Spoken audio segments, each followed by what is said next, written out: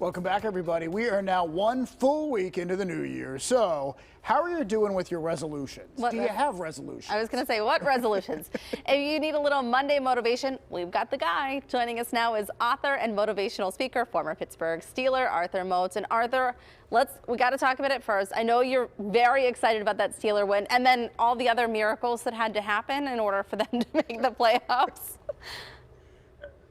No, absolutely. It was a crazy day yesterday, a long night, because obviously that final game did go into overtime, which we did not want to happen, but everything worked out. And I just call it the Ben miracle, right? Because these past 2 weeks, everything has been falling into place, and it's a great feeling. I'm extremely excited about it. You know what? You're absolutely right. Yeah. Everything just falls into place. It almost feels like it's destined to happen. So, fingers crossed. Let's see what happens next. But it's an exciting time right now. And I know we want to talk to you about the excitement of starting a new year, because it really is a time, even if you don't have a resolution per se, it's a time you can reset and reevaluate, right? No, 100%. And honestly, I'm glad you brought that up. For me, I've always been a person that I lean more towards developing lifestyle characteristics versus the resolutions, right? Because with resolutions, they're exciting because they feel big, right? It's this new goal. But at the same time, I think all of us can agree that we felt that feeling of failure after we've, broken our resolution, because it's more of a one and done concept. And if you're not extremely strong willed, it can be very difficult to accomplish.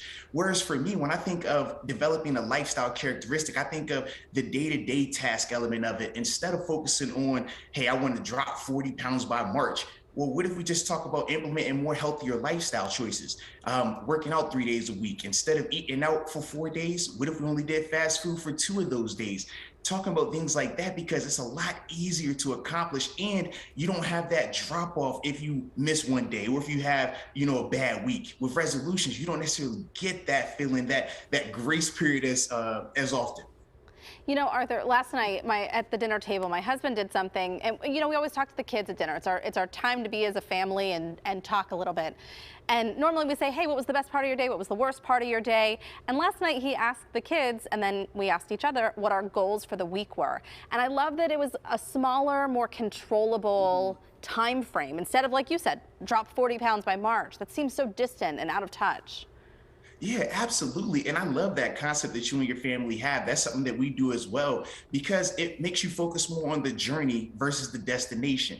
If we talk about, hey, we want this year to be great because we want X, X, X, X, X, well, those things can seem very daunting. Those things can seem very overwhelming, right? Depending on what your day-to-day tasks may be. But if we focus on a little bit smaller of an approach, more what I like to call checkpoints along the way, well, hey, now that week-to-week checkpoint or that day-to-day checkpoint, it gives you that feeling of wins, victories, which is going to do what? It's going to release those endorphins in your mind and your brain. That's going to make you feel also better about yourself, and ultimately make the people around you feel better as well. So I love that concept by y'all, and I do encourage y'all to keep that going as well. Yeah, we'll have to check in, because again, goals. Yes.